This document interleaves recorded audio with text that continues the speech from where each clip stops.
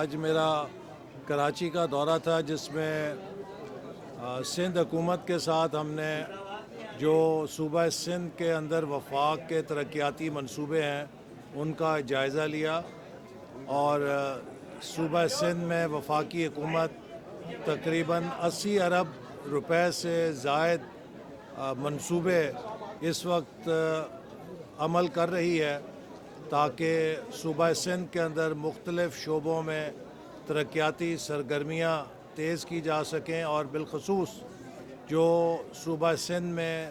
تباہی ہوئی تھی سیلاب کی وجہ سے اس کی بحالی کے لیے صوبہ سندھ میں جو اس کی ضروریات ہیں ان کو پورا کیا جا سکے۔ آج میں نے مختلف بزنس ایسوسی ایشن سے بھی ملاقات کی،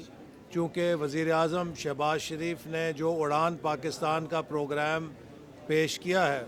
اس کا مرکزی محور یہ ہے کہ ہم پاکستان کی برآمدات کو فروغ دیں، ہم پاکستان کے نجی شعبے کو مضبوط کریں، اور کراچی پاکستان کا فائنینشیل کیپٹل ہے۔ اس حوالے سے یہ ضروری ہے کہ ہم پرائیویٹ سیکٹر کے ساتھ مل کر اس ملک کی معاشی سرگرمیوں کو تیز کرنے میں اپنا کردار ادا کریں۔ آج مسلم لیگ ہاؤس میں صوبہ سندھ کے عہدیداروں کا اجلاس بھی منعقد ہوا، جس میں ہم نے فیصلہ کیا ہے کہ پورے صوبہ سندھ کے اندر مسلم لیگ نون کی تنظیم سازی کو تیز کیا جائے گا اور ہر پی پی کی سطح پر اور یونین کونسل کی سطح پر پارٹی کے خالی عہدوں کو پر کر کے تنظیم سازی مکمل کی جائے گی۔ اسی طرح کراچی کے اندر بھی مسلم لیگ نون کی تنظیم سازی کو تیز کیا جائے گا۔ کراچی میں مسلم لیگ نون کی حکومت نے امن بحال کیا تھا اور کراچی کے عوام کو تحفظ دیا تھا۔ اسی طرح کراچی میں گرین چینل کی سروس کا جو 25 ارب روپے سے بنی، اس کا ہم نے نہ صرف اس کے لیے وسائل دیے بلکہ اسے مکمل کر کے اس کے ساتھ سندھ کے عوام کو اور کراچی کے عوام کو میس ٹرانزٹ کا پہلا منصوبہ تحفے میں دیا تھا۔ اسی طرح وفاقی حکومت کراچی کے پانی کے منصوبے K4 کے لیے بھی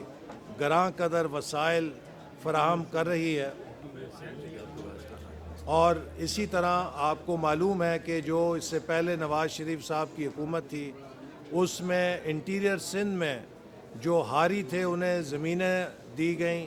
اور جو ڈاکو راج تھا اس کا خاتمہ کیا گیا، اور یہ نواز شریف صاحب کا دور تھا کہ جب اندرون سندھ اور کراچی کے عوام نے امن کا اور تحفظ کا احساس لیا تھا۔ تو سندھ کے عوام کے لیے ہم انشاءاللہ تعالی اسی طرح جو ملتان سکھر موٹر وے کے علاوہ حیدرآباد سکھر موٹر وے کو بھی اس سال شروع کرنے پر کام کر رہے ہیں، اور کراچی حیدرآباد موٹر وے کی بھی نئی الائنمنٹ کے اوپر کام شروع ہو رہا ہے اور اس کی فیزیبلٹی جلد شروع کی جائے گی تاکہ کراچی حیدرآباد جو اس وقت موجودہ موٹر وے ہے وہ بہت کنجسٹڈ ہو گئی ہے۔ تو سندھ میں جو مواصلات کے اور دیگر منصوبے ہیں ان پر تیزی کے ساتھ یہ حکومت کام کر رہی ہے تاکہ صوبہ سندھ میں وفاقی حکومت بھرپور طریقے سے ترقیاتی سرگرمیوں میں حصہ لے سکے۔ ہماری وفاق میں کولیشن گورنمنٹ ہے جس میں پیپلز پارٹی بھی ہماری کولیشن پارٹنر ہے اور MQM بھی ہماری کولیشن پارٹنر ہے، لہٰذا دونوں جماعتوں کے ساتھ مل کر ہم کوشش کر رہے ہیں کہ اپنی جو ترقیاتی سرگرمیاں ہیں انہیں زیادہ سے زیادہ عوام کے لیے مؤثر بنایا جا سکے۔ میں امید کرتا ہوں کہ اڑان پاکستان کا منصوبہ جو شروع ہوا ہے اس سے آپ دیکھیں گے کہ اگلے 2 سے 3 سالوں میں پاکستان کی معیشت دوبارہ ایک مستقل اڑان بھرے گی، اور پاکستان میں جہاں برآمدات میں اضافہ ہوگا، نجی شعبے کے لیے ہم سہولیات دیں گے، وہیں ہم پاکستان کی زراعت کو بھی جدید بنیادوں پہ کھڑا کر رہے ہیں۔ مارچ کے مہینے میں 1000 ایگریکلچر سائنٹسٹ اور فارمرز کو وزیر اعظم کی ہدایت پر چین بھیجا جا رہا ہے تاکہ وہ جدید زراعت کے چین سے طریقے سیکھ کر آئیں اور پاکستان کی زراعت میں وہ انقلابی تبدیلیاں لائیں جس سے ہماری پیداواریت میں اضافہ ہو سکے۔ اس میں تمام صوبوں کے لوگوں کو شامل کیا گیا ہے تاکہ تمام صوبوں میں یہ نئے ٹیکنالوجی کے ذرائع رائج کیے جا سکیں اور زراعت ترقی کر سکے۔ اسی طرح مسلم لیگ نون کوشش کر رہی ہے کہ نوجوانوں کو ہم آئی ٹی سکلز دینے کے پروگرام پر عمل درآمد کریں، اور اس حوالے سے انشاءاللہ ہم اس مسلم لیگ نون کی عمارت میں بھی نوجوانوں کی تربیت کے لیے پروگرام شروع کریں گے تاکہ مسلم لیگ نون نوجوانوں کو آئی ٹی سکلز دینے کے لیے اپنا کردار ادا کرے تاکہ وہ جدید معیشت میں پاکستان کے لیے اور اپنے لیے کامیابیاں حاصل کر سکیں۔ بہت شکریہ۔ اڑان پاکستان میں کن کن شعبوں کو ترجیح دی گئی ہے اور کن شعبوں کے ذریعے آپ اڑان بھرنے والے ہیں؟ جی، اڑان پاکستان میں سب سے جو بنیادی ترجیح ہے اور اول ترجیح ہے وہ برآمدات کے شعبے کو ہے، اور برآمدات کے شعبے کو اس لیے کہ یہ وہ شعبہ ہے کہ جو ہم 77 سالوں میں اس میں اپنی صلاحیت کو پوری طرح ابھار نہیں سکے، جس کا نتیجہ یہ ہے کہ جب بھی ہم ترقی کرتے ہیں ہم ڈالر کو کھپانے میں تو بہت زیادہ صلاحیت رکھتے ہیں، لیکن ہم ڈالر کمانے کی صلاحیت نہیں پیدا کرتے، جس سے تجارتی خسارہ ہوتا ہے اور ہر بار ملک کریش کر جاتا ہے۔ تو اس سائیکل سے نکلنے کا ایک ہی طریقہ ہے کہ ہم ملک کی برآمدات کو ایک فاسٹ گروتھ کے اوپر لے کر آئیں اور اس کو ترقی کا محور بنائیں۔ لہٰذا ایکسپورٹ لیڈ گروتھ ہمارا سب سے پہلا اڑان پاکستان کا ستون ہے جس پر ہم معیشت کو کھڑا کرنا چاہتے ہیں۔ دوسرا ستون ہمارا ای پاکستان، جو کہ ملک کے اندر ڈیجیٹل انفراسٹرکچر اور ڈیجیٹل صلاحیت کو پیدا کرنا ہے، چونکہ اب مستقبل کی معیشت ٹیکنالوجی کے اوپر مبنی ہوگی، لہٰذا اپنی معیشت کو ٹیکنالوجی کے ساتھ جوڑنا ہمارا دوسرا ایک اہم ترجیح ہے۔ تیسری ترجیح ہماری زراعت اور آبی وسائل ہے، چونکہ ہم کلائمیٹ چینج کا شکار ملک ہیں، تو ہم کس طرح اپنے آبی وسائل کو بروئے کار لائیں تاکہ مستقبل میں موسمیاتی تبدیلی کے چیلنجز کا سامنا کر سکیں، اور زراعت کو جدید ٹیکنالوجیز کے ذریعے ہم ایک نئے زرعی انقلاب سے روشناس کریں جو ہمیں فوڈ سیکیورٹی دے۔ چوتھا ہمارا ستون توانائی ہے، جو کہ بہت مہنگی ہے اور اس کی بڑی وجہ ہمارے نظام کی انیفیشنسی اور چوری ہے۔ اس وقت پورے ملک میں بجلی کا جو ڈھانچہ ہے وہ 4 ڈسکوز نے اٹھایا ہوا ہے: اسلام آباد، فیصل آباد، گجرانوالہ اور لاہور۔ یہ 4 ڈسکوز ہیں کہ جہاں 90-95% بجلی کے بل ادا ہوتے ہیں۔ باقی تمام ڈسکوز میں کہیں 30% چوری ہے، کہیں 35% چوری ہے، کہیں 40% چوری ہے، اور اس کے نتیجے میں جو بجلی کے نرخ ہیں وہ اوپر جاتے ہیں۔ لہٰذا ہم کوشش کر رہے ہیں کہ ان تمام ڈسکوز میں اصلاحات کے ذریعے جو لیکیجز ہیں ختم کی جائیں جس سے بجلی سستی ہو۔ اور 5واں ستون ہمارا تعلیم، صحت اور آبادی کا پروگرام ہے، جس میں کہ ہم اس وقت دنیا میں تیز ترین ترقی کرنے والا ملک بن گئے آبادی میں اضافے کا، اور اس کو روکنا بے حد ضروری ہے۔ اور اسی طرح جو ہمارے نوجوان اور خواتین ہیں ان کو قومی ترقی سے جوڑنا بھی اسی ہمارے ستون کا حصہ ہے۔ تو یہ وہ 5 ایز فریم ورک ہے جو اڑان پاکستان کی پشت کے اوپر ہماری قومی ترجیحات کا تعین کرتا ہے، جن کے ذریعے سے ہم انشاءاللہ تعالی ملک کو ایک مضبوط معاشی ڈھانچہ اور بنیادیں دیں گے جس سے کہ اس اڑان کو کبھی کریش نہ کرنا پڑے۔ یہ بتائیے گا کہ اڑان پاکستان پروگرام شروع کر دیا آپ نے، جو قومی ایئر لائن ہے اس کی اڑان کو مستحکم کرنے کے لیے کیا پالیسی ہے؟ مستقل خسارے دیکھیے، جو قومی ایئر لائن ہے، آپ کو اندازہ ہونا چاہیے کہ عمران خان اور اس کی نالائق حکومت نے کئی سو ارب کا پی آئی اے کا نقصان کیا، اور ایک غیر ذمہ دارانہ بیان جو اس حکومت نے دیا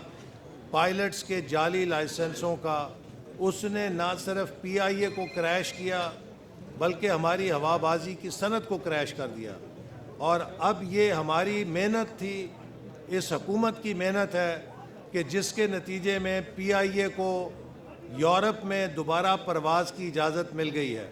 اور ہمیں امید ہے کہ جلد برطانیہ میں بھی ہمیں پرواز کی اجازت مل جائے گی، اور ہم پی آئی اے کو یورپ اور برطانیہ کے لیے جلد اڑان بھرتے ہوئے دیکھیں گے۔ تو لہٰذا یہ اڑان پاکستان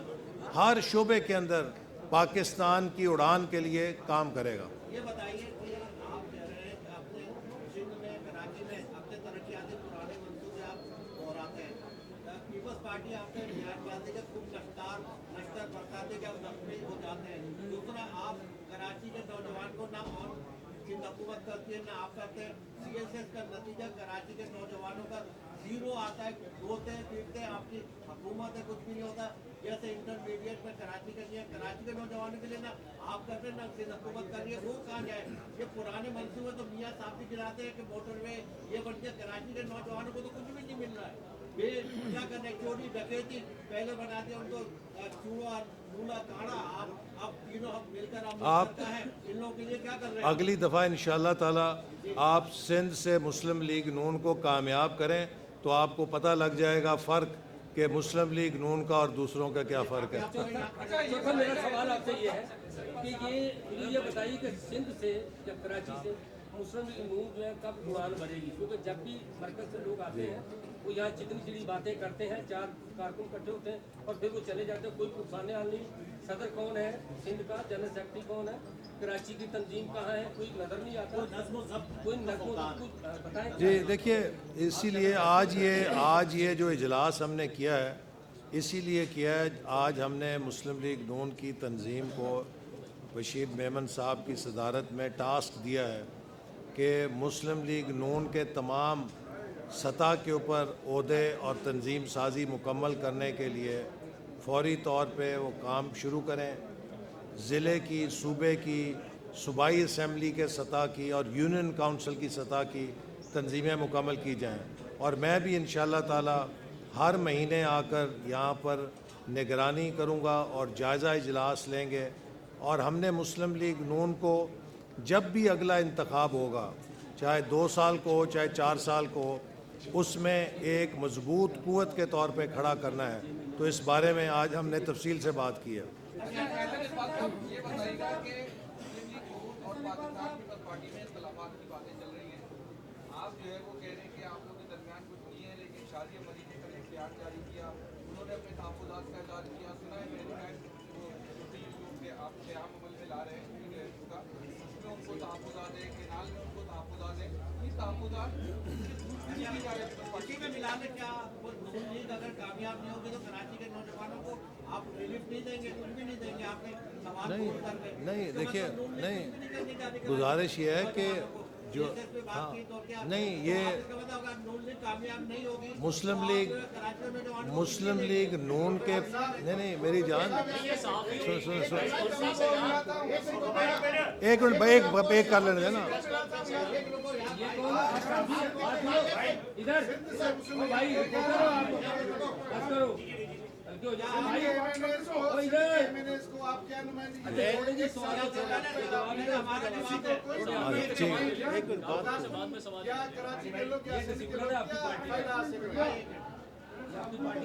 پہلی بات یہ ہے کہ جو پیپلز پارٹی کے ساتھ ہماری کولیشن ہے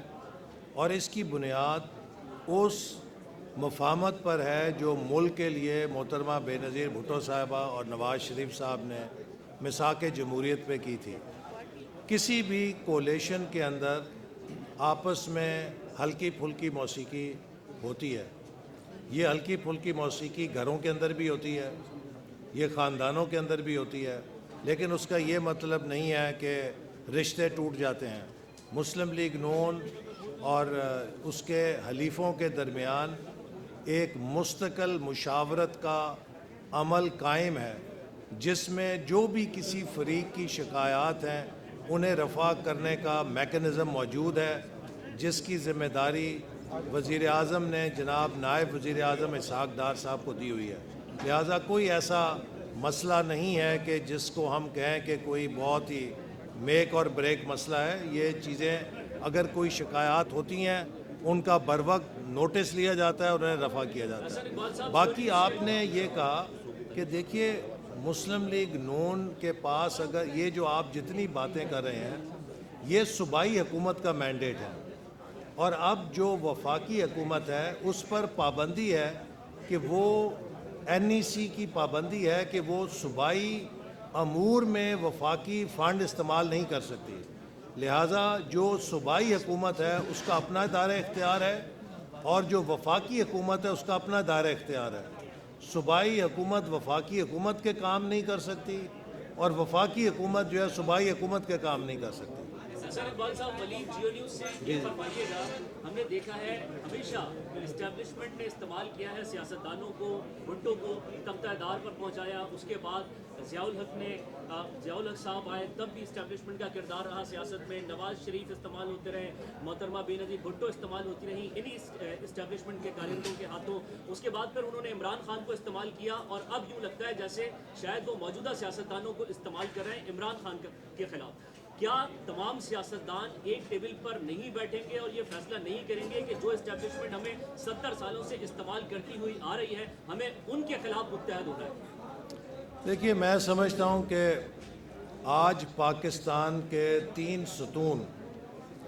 جن کی باہمی بد اعتمادی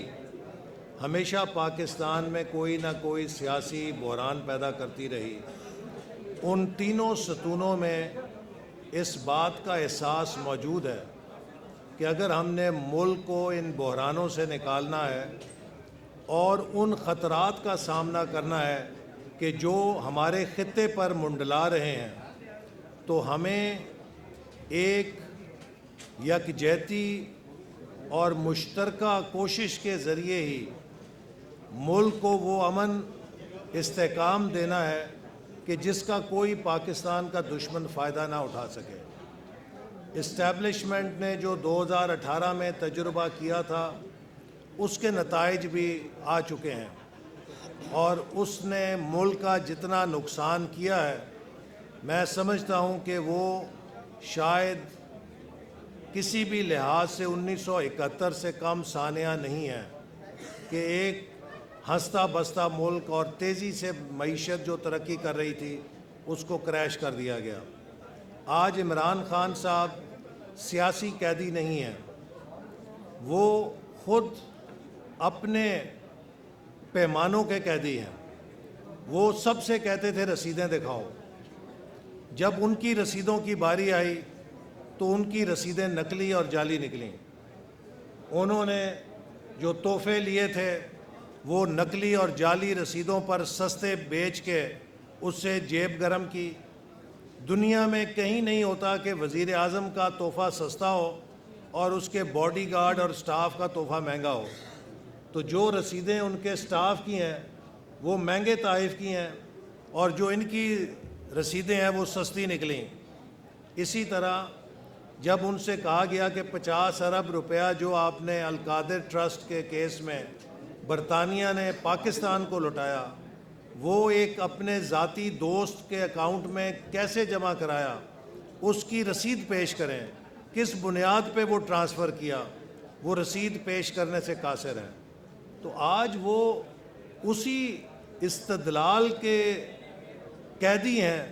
جس پر وہ دوسروں کو ان کا محاسبہ کرتے تھے کہ رسیدیں دکھاؤ۔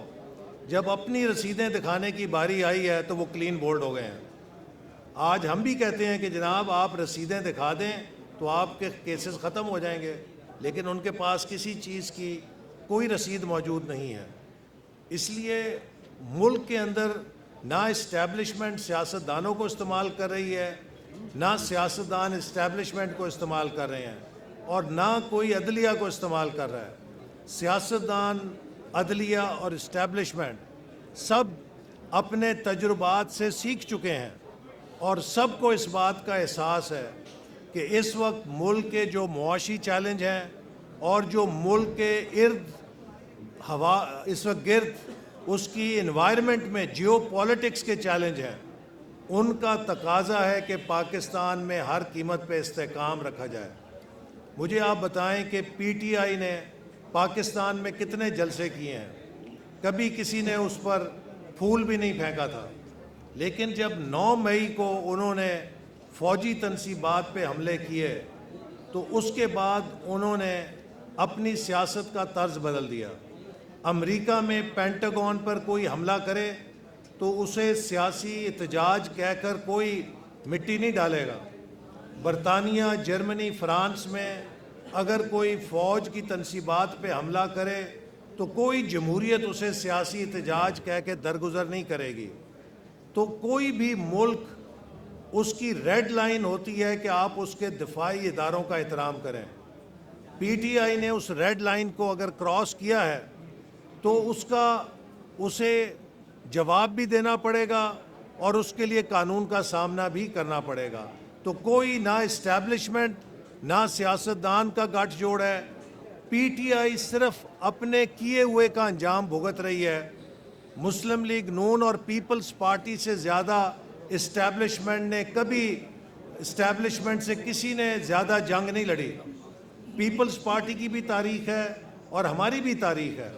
لیکن کبھی کسی جماعت نے ریڈ لائن کراس نہیں کی تھی۔ ایک طرف ہمارے سلامتی کے ادارے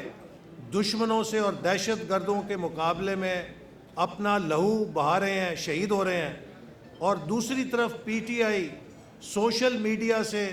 ان اداروں کے خلاف وہ مہم چلائے کہ جو مہم رو چلانے کا بھی نہ سوچ سکے۔ تو پھر آپ مجھے بتائیں کہ اس قسم کی سیاست کون سا ملک ہے جو اس کی اجازت دیتا ہے؟ تھینک یو ویری مچ۔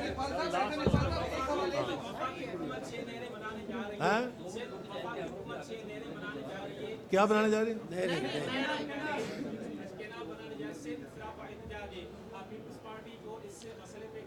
دیکھیے، میں اس بات میں پچھلی دفعہ آیا تھا، تب بھی میں نے کہا تھا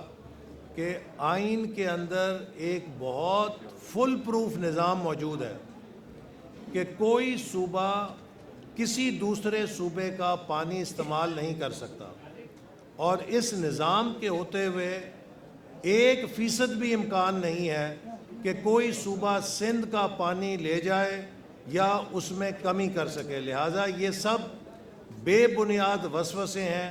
جن کو صرف پھیلانے کا مقصد ملک میں ایک مصنوعی سوشل میڈیا پہ طوفان چلانا ہے اور لوگوں کو گمراہ کرنا ہے۔ ہر ملک، اس پاکستان کے ہر صوبے میں جو 1991 کا واٹر ایکارڈ ہے، اس کے تحت جو حصہ وقف کیا گیا ہے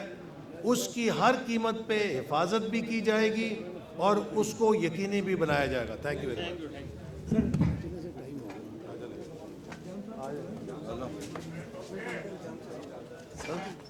کارڈ جی دعوت سکھڑی دعوت